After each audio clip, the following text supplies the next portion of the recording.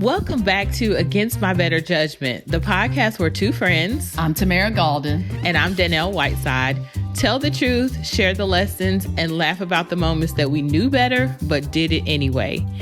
Every week we share real stories about the time that life surprised us, stretched us, or just straight up humbled us, and the lessons that we learned along the way. And this season we're calling it That Time When. And today's episode is That Time When I Discovered I Had a Stranger Living in My House. What?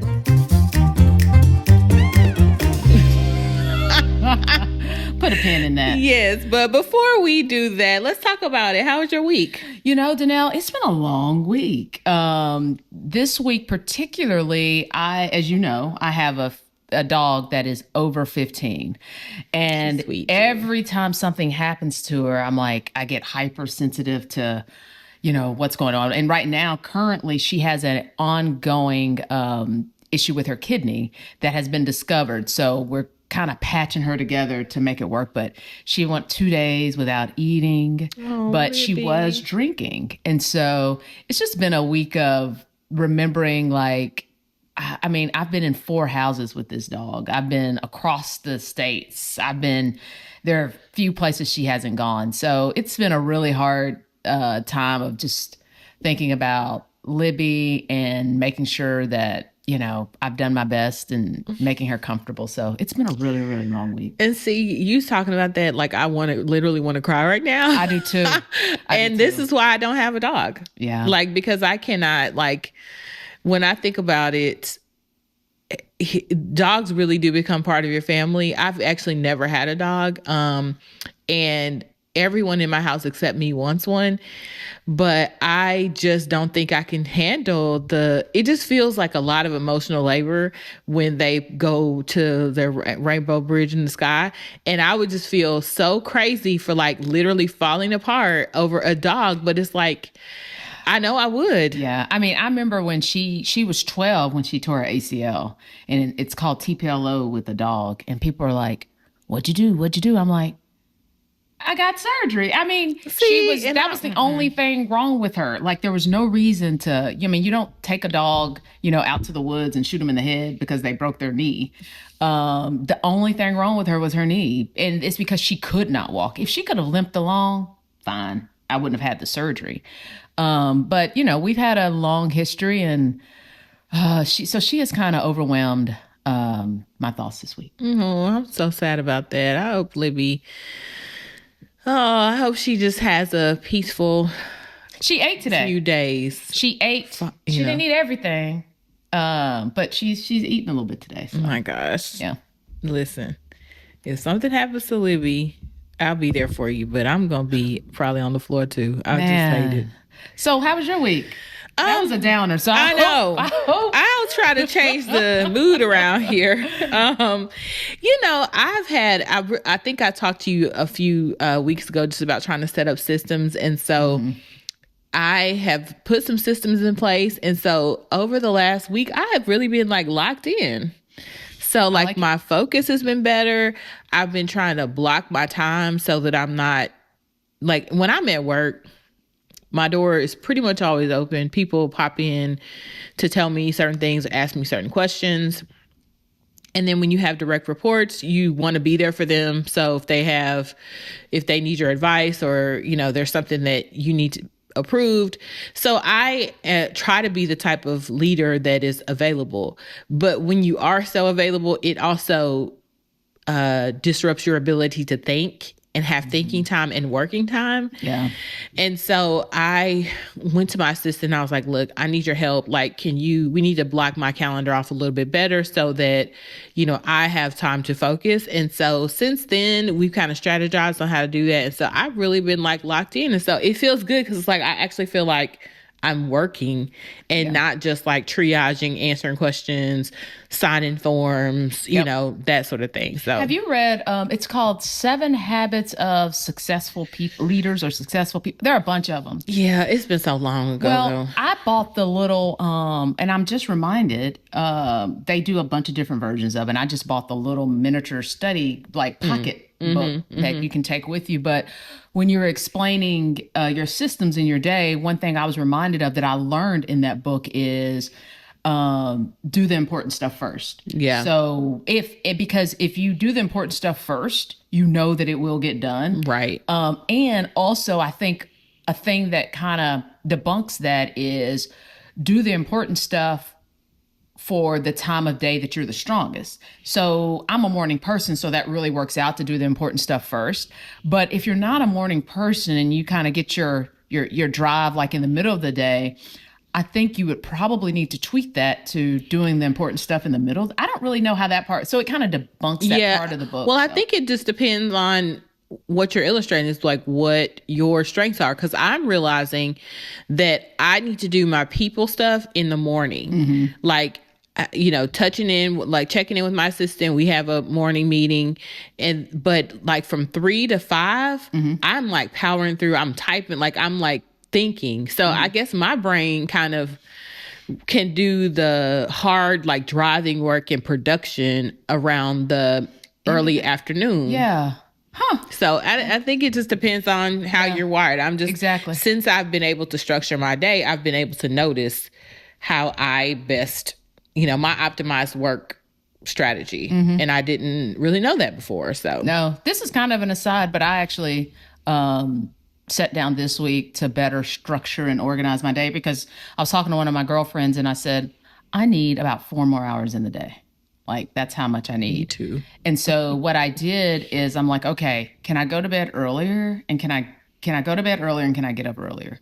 That was the way that I could find, and that's how I found the additional time. I didn't find 4 hours, but I was able to make it work by actually structuring a very structured, regimented work plan. So we'll see. Next week will be the first full week of implementation. Yeah. So we'll see how it works. Yeah. And also when you decide to do this, you also need discipline because it can go well for the first 2-3 days. And then you like, ooh, by Thursday, I found myself like, oh, what am I supposed to be doing? Yeah. And so it's like, you have to constantly remind yourself, like, stay on it, until it becomes habit. So anyway, we're going to segue into our That Time When story. And Tamara, you have a story about that time when you discovered a stranger was in your house. Yes. I mean, not only was a stranger in my house, a stranger was living, set up shop in my house. Like, let's just make it plain. And, we hear a lot about,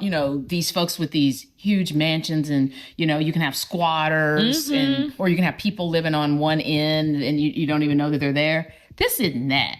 So I had one of my dear girlfriends approached me and said, hey, I have a friend that is looking to study for the bar in Nashville. She lives in Kentucky. She's just looking for a place to stay for 4 months while she studies for the bar, take the Tennessee bar. And I knew that you had a few open rooms. Do you mind if she stays with you? And I'm like, this is one of my girls, like my close girlfriends. I'm like, oh, no problem. If you know her, I know her. Let me, it was an opportunity. Like, did she describe her? No, she just described her as, I know her from law school. We went to the same law school together. She reached out to me through our alumni association. I'm active in our alumni association. So that was kind of the description. Okay. So, I'm like 4 months helping out a student, somebody studying. Sure, I can do that. So this person comes to my house with her mother and her father. Pleasant family. Their family kind of reminds me of my family. Yeah. So I'm like, oh my gosh, this is going to be great. So we hit it off. We're like, okay, good. You can stay here for 4 months while you study for the bar. We go through a series of stuff. Like we go through a series of, this is when like we went through Michael Jackson dying together. Yeah. We went through literally the rigors of the bar exam and it's like, hey, get yourself a schedule, work this out. This is kind of how this is. Because you had already passed the bar at that point.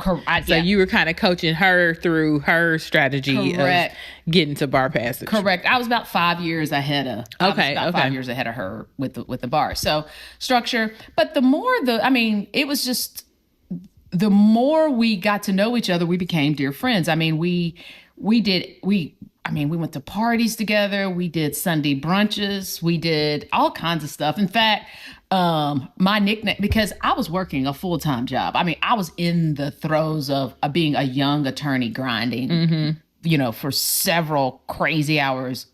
So I had a very disciplined, I worked about 11 hours during the week. And then on the weekends, I'd work a half a day Saturday and half a day Sunday. I would find her. You were really working. Oh, yeah. I would find her distracting me from that. So I gave her, if she was in a sorority, I'm like, you know what? I'm giving you a name. Your name is Distraction. Because she was distracting me. And I called her nickname Distraction. Let me also interject here that the friend the person who lives in her house is my friend. We also met during the time that we studied for the bar. Now, Danelle did not introduce me. No, I did not. This is a whole different friend. I didn't even know the friend that introduced y'all. But I met this friend. We're going to call her Kay. Okay, that's good. I met Kay studying for the bar. We were in the same bar. How do we call her Kat? Okay, Kat. Okay, right. I met Kat studying for the bar in the bar study class. And she was living with Tamara. And because when you study for the bar, you're there all day, every day, taking classes, then you're studying outside, and we just became study partners too. So then she introduced me to Tamara. Yep. So that's how I met Tamara. So I just wanted to put that in there. No, so true. And we went to NDRE concerts. We all white parties. Oh my gosh. So, we had such a great time, and the summer was nearing an end. So I'm like, the thing that never clicked with me was my friend that introduced me to Kat, never checked in on her. They never connected. Like we never did anything as a group, as a group. And frankly, my friend her name's Ann, and I won't say a last name, but so Ann, Kat, and me, we never did anything together as a group. And as the summer came towards the end, I'm like, why? Because I would talk to Ann about Kat and Kat about Ann, but nothing ever really meshed. So I'm like, I'm going to bring these folks together. And so we met at this throwback restaurant. Do you remember Pie in the Sky? What was that in Lenox Village? Oh yeah. Because they had also one off Broadway. Yep. It was good. That pizza was good. I don't know what happened there. Anyway, so I'm like, and they had really good wings. But anyway, that's an aside. So I'm like, let's meet. It was like a Thursday. Kat and I got there early, which is not typical. Ann and her husband got there late, which is typical. But so we're sitting, I'm talking to Kat, and I'm looking and I'm seeing Ann coming, and Ann is so happy as usual. And I'm seeing nothing between these two. Ann sits down, her husband sits down, and I was like,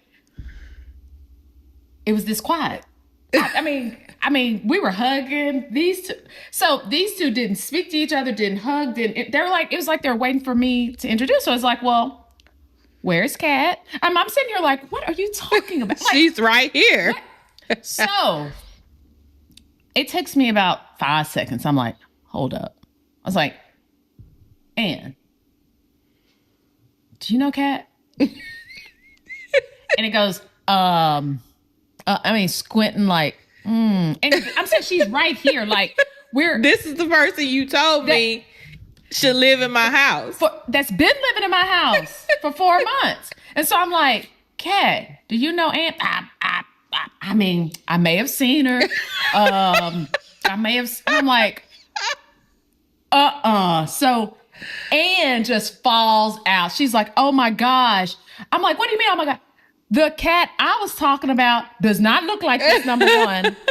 And so it was just happenstance. So when Kat reached out on the alumni page looking for somewhere to stay while she studied for the bar in Nashville, the person Ann had in mind was not her.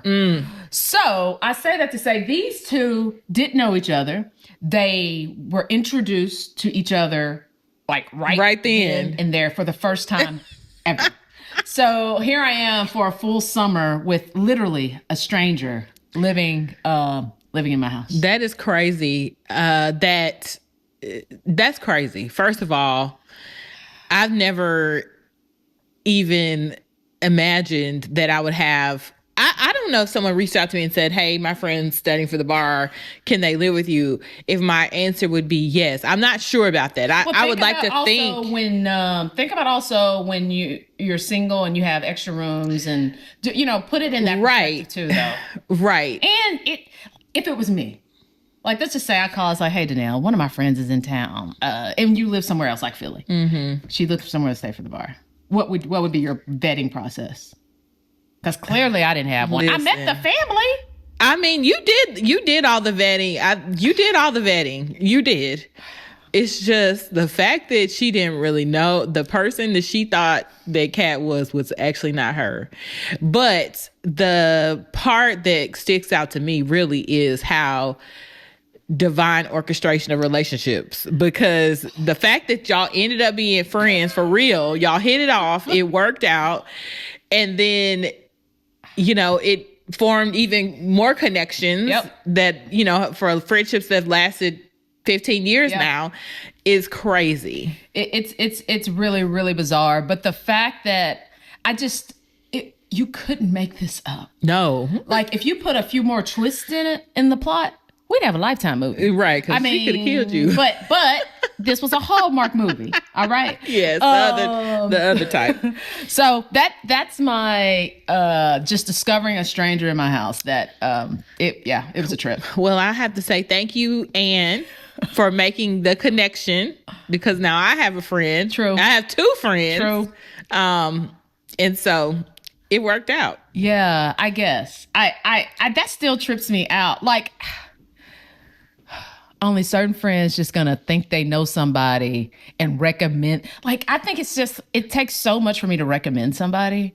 Like, if I'm giving you an endorsement, like somebody's like, hey, can I work? I'm like, look, I can't. You don't know what I'm going to say. Like, you need to know what I'm going to say before you ask me to write you a referral or to speak for you. Like, I'm generous with my compliments.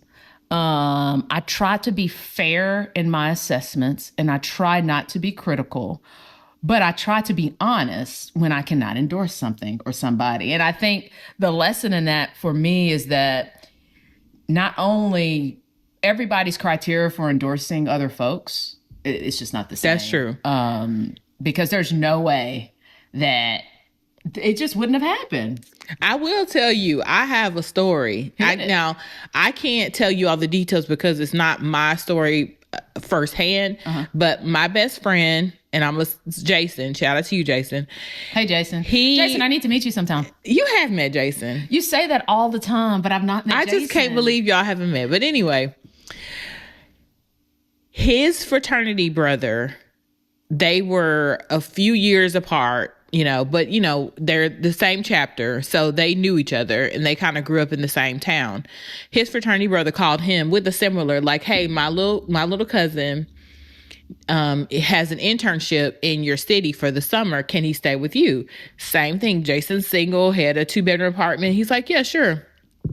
He had the most bizarre interaction with the dude, like to the point where the dude was like, had gone in his closet and was like wearing his shoes. Oh, no. He took a shirt of his. He was like, I think he said he woke up one night and the dude was like, it was like 2:00 in the morning and he was on the balcony, like having a dance party or something. Like, it just got weird. So it got so weird to the point where Jason was like, hey, bro, you got to go. I knew it. So the dude left and went to another state and ended up killing somebody. I'm not lying. Gosh. So I'm like, he could have killed you. You've got to be. Wow. Yes. So you got to be careful, folks. I mean, we're in this weird space of like hyperconnectivity to the point where it kind of lulls you into thinking you're in a space of safety. So like I think about the fact that I get a lot of my groceries delivered. I get a lot of my food delivered. And every time I get to the door, I'm like, this person could kill me. Like you just, you just don't know. Well, I will say you get in strangers' cars. Yep. Now that's like when you say hyperconnectivity, it's interesting because it's like hyper connectivity. Right. You're not connected at all. Like people you've never, like you say, I get a lot of I don't really like to put labels, but it's not a grocery store phobia, but me in grocery stores, I just don't do well in grocery stores, and I don't like to go to the grocery store. I don't like the touching I have to get like the third thing back from the back, and it's a lot of work, and it's very sounds like it can drive OCD people crazy. If I'm getting groceries, it could drive people crazy. Like I have to get the third from the back. I have to. That's OCD, Tamara. Well, okay. So, anyway, so my point is, so they deliver those groceries. Oh, I wait until they're in their cars. You do. Mm-hmm. I do not open my door. They'll ring that doorbell, be looking. Same thing, pizza person. If I paid you on the app, ring the doorbell. But what are you waiting for? We are so different in that because I like to tell them thank you. Well, you thank them with that tip. Yeah, I do. But also, thank you, appreciate you. Like, I'm definitely going to do that all the time. I would if I did see them, but I'm not making an effort to see them. You hear that? You just said that person could kill me. like that's why I'm going to be alive. Like, that's why I'm going to be alive. So, but anyway, that's a good point with this hyperconnectivity and things of that nature. Yeah, hyperconnectivity, false sense of security. Yep. So I'm glad that false sense of connectivity. True. So I'm glad that it worked out for you. I'm glad that it worked out for my friend. That he didn't. Sorta. Well, because it could have been another way, as the gospel song says. So just be careful out here. Yeah. You know, make your recommendation. If you're making a recommendation, make sure that you vet the person too, because your name is on the line, you know? No. And then, do your due diligence, which you did. Yeah. I did. And it was, it paid off. I'll just say that. It did. But the single woman living in a house part of me, I was disappointed that it took me that long to make the connection that this is not who. But at that point, it didn't matter because at that point, I had my own assessment of who she was. Well, that's true. That's true. Yeah. And the other thing, when she came to visit me with her parents, while I couldn't take her mom, I could take her. Like if she got crazy, Danelle, I could take her. So I was like, I can handle this. Oh, you hear that, cat? She can take you. Oh, wow. So, that's just part of it. But yeah, strangers in your house in the world of, to your point of, I think it's a false sense of connectivity as well as a false sense of safety, but regardless, hyper connectivity is interesting. So yeah, that was interesting. But, now that was fun, but I want to get to one of my favorite segments. Mm-hmm. The favorite segment for me is Against My Better Judgment. And so what's something that happened that you did or happened that was against your better judgment? Yeah, against my better judgment, I didn't negotiate my salary. So I'm going to talk about it. Like, you mean you were asking for a promotion or when you're coming into a company? When I was coming in. So my very first job, I got offered a sum of money and I was like, okay, great. Mm-hmm. I did not do any market research. I didn't do anything. I was just happy to get a check. Yeah. And that was a mistake because one thing that I've learned over time is that if you don't get it on the front end, it is never guaranteed that you're going to get it on the back end. Yeah. And so I got it. I got that offer. I accepted. And about 2 years later, after having been there, when I got the offer and I accepted, I was not a licensed attorney. I had just taken the bar, but I didn't know whether or not you passed. Like, for instance, you take the bar in July, everybody does. July or it's you can only take the bar twice a year. Correct. It's February and July or something like that. Right. So most people, because they graduate in May, take the bar in July. And then, and I don't know if it's still the same, but typically you didn't get your results until October. Yeah. So if that's still the same, yeah. So anyway, I got the job that I got did not require a license to practice law. Mm-hmm. So it just required a JD? Yeah. Okay. And so I had that, and so I got the job and I started in August, let's just say. I think it was like middle of August. So anyway, I got the job. And then after that, I passed the bar. And so after I'd been working there a couple of years, I was like, okay, I have a license now. Run me a little more coin, Okay, wait. So you're already, let's be clear, because there is a difference. You're in the role. I'm in the role. It wasn't before, like it wasn't your initial, you carry on because no, it wasn't my initial. So, and I thought because now that I have this extra, license, because in the school district where I was working, if you got a certificate, you got an extra bump, so if you were a teacher, because I worked in a school district, if you were a teacher and you had a bachelor's degree and then you went back and got a certificate in special ed, now certify you. Do you mean like a master's? No, they're like certificate programs. Okay. Like you can get an extra certificate, and sometimes you can stack those certificates to lead to a master's. Oh. But sometimes you can just get a certificate in a specialization, and that adds to your credentials, and they'll give you a bump in salary. Okay. So I kind of knew that was the structure that they were operating under. So I was like, well, hey, I got a law license, so add that to, give me a bump in salary. Certificate. Exactly. For the work that I was doing. I mean, anyway. So I went to my boss and I asked him for a raise, and he was like, I'm sorry, no.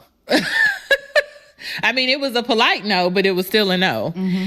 So I left there and I was like really upset, and I was like, I'm just going to leave. And, ultimately decided not to leave and decided to stick it out and just, see how it goes. But then having had that experience of being told like no, and knowing that you're worth, like physically knowing that you're worth more because you had an additional credential that you didn't have before, but knowing that they weren't giving you more was like really, frustrating for me. So after that, I left and went to the state. But wait a minute. So in this particular role, though, in fairness, I guess I just want to make sure that we hit this home because I think this is important.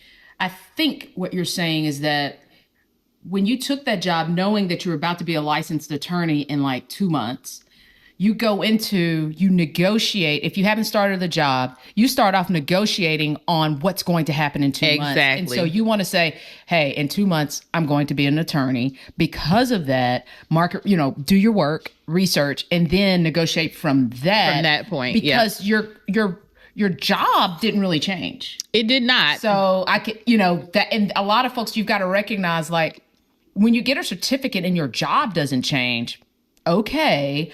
That's why it's stronger if you can see around the corner and think forward and ask for that money on the front end. Yep. Then you may have been there a few more months. Yep. Well, I mean, I didn't leave immediately, but I also was like, let me see what's out there. So then I went to the next job at the state. And when you work with the state, it's pretty prescriptive. So he kind of gave me the offer, and I was like, is there a little bit of wiggle room? He's like, not really. I think he might have maybe bumped up about 1,000 or something. And I was just like, okay.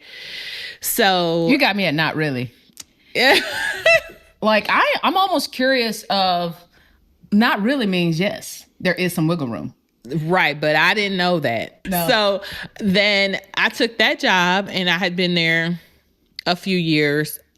I did get a raise while I was there. I actually got a couple of raises while I was there because with the state at the time, they would give you a cost of living increase. But it was, I'm going to say only, but not because I'm ungrateful, but it was usually only about 3%. And I will tell you, a lot of people think that's unique to the state.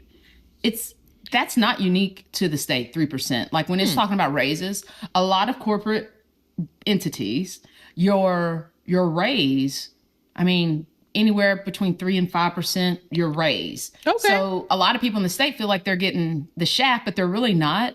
But you usually make a lot of your money on your bonus. And that's the difference between the state and other entities. Mm-hmm. However, of course, you get taxed significantly heavier on a bonus. So, a few nuggets here. When you're working for the state, that's not uncustomary to get a 3%. That's actually quite standard in my experience. Well, that's good to know because I've never been corporate, so I've never had a bonus, but I didn't even consider that you would have to be taxed on that and what implication that might be for your overall. But that's even more so home. Why your base is so important. Right. Your base, if I'm only giving you if you're getting 3% on that base, the bigger the base is, the bigger that 3% is going to be. Right. And that's, you got to think in a corporate or even in the state's mind, I think they're thinking the same, is we have all of these people. Well, if we can keep their base lower and add to this 3%, because if everybody have a huge base and you have 3%, that's going to be something totally different. You got to feel it. So. Yeah. So then when I went to the feds, they were very prescriptive. Like there was the feds? That sounds really official. I did. I worked with the feds. I worked with the U.S. Department of Education. So when I started there, it was no room. Like they looked at years of experience, degree and credential, and they use this schedule, they call it. So basically it's a chart that basically you put it in and this is the dollar amount that you get, and it's no wiggle room.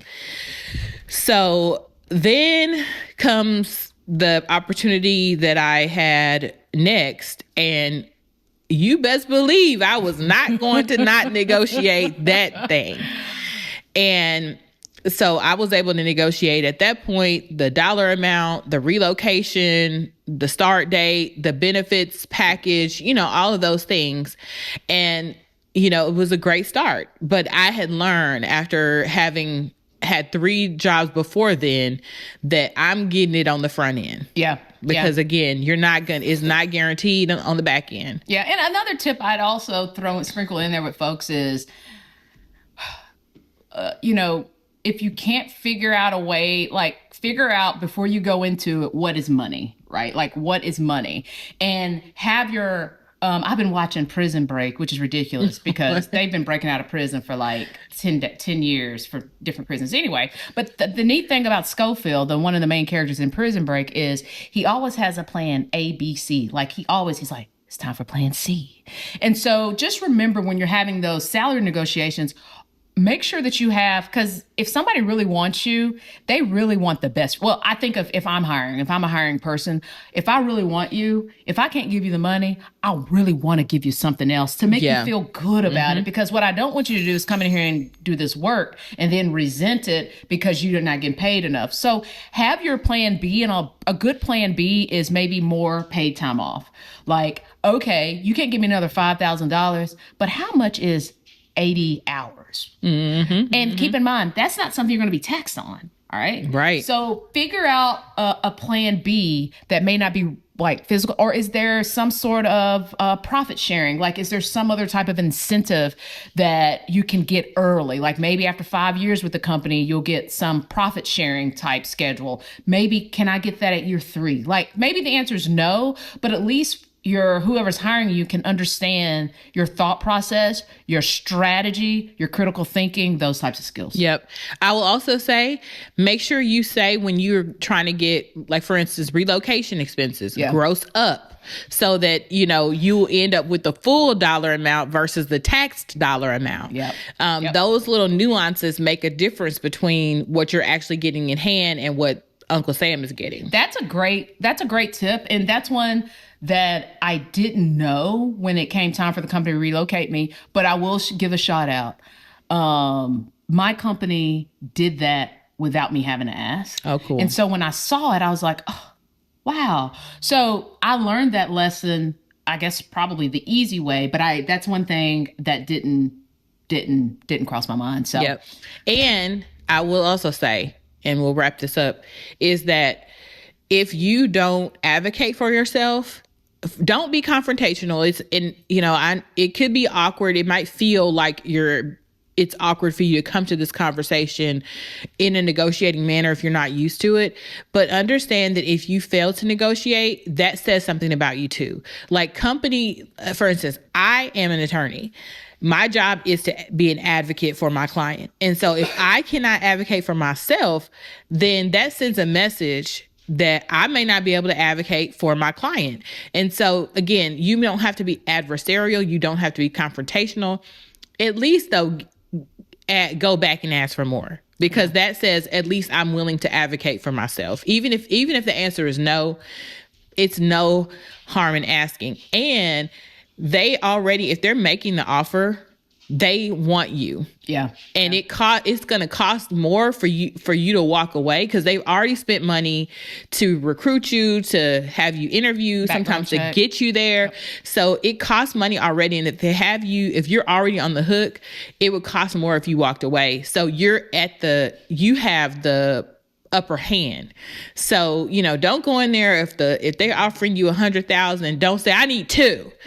Have your numbers, know the market analysis, know what you're worth, be reasonable, but go back and ask for more. It is hard. I will say it is a learned skill to advocate for yourself. So we're definitely not the experts here, but we're telling you some things that we've been through, but it is something to learn. And when you learn it, it is power. So, yeah. Even with a lot of things, it's really hard it's much easier for me to advocate for other people at times. For sure. Well, no, it's easier for me to advocate for other people than myself, but thank God I've learned to advocate for myself. So, yeah. Thanks, Danelle. That was, I appreciated your voice in this space. Thank you. You too. You added a lot of context, especially because I don't have the corporate background that you do. So I think there is a difference. So yeah. So I guess it's time to wrap this thing up. We thank you for being here with us today, spending your time with us. We know that you could have been listening to other podcasts, but please stay connected with us on Instagram at Against My Better Judgment Pod, at Facebook at Against My Better Judgment Pod. Yeah, and if you have anything you want to share with us, a time that you maybe tried to negotiate your salary and it worked or it didn't, a time that you had a random stranger in your house and you didn't really know who they were, please let us know about it at againstmybetterjudgmentpod@gmail.com. Hey, we're glad you're here. Yep. See you next time.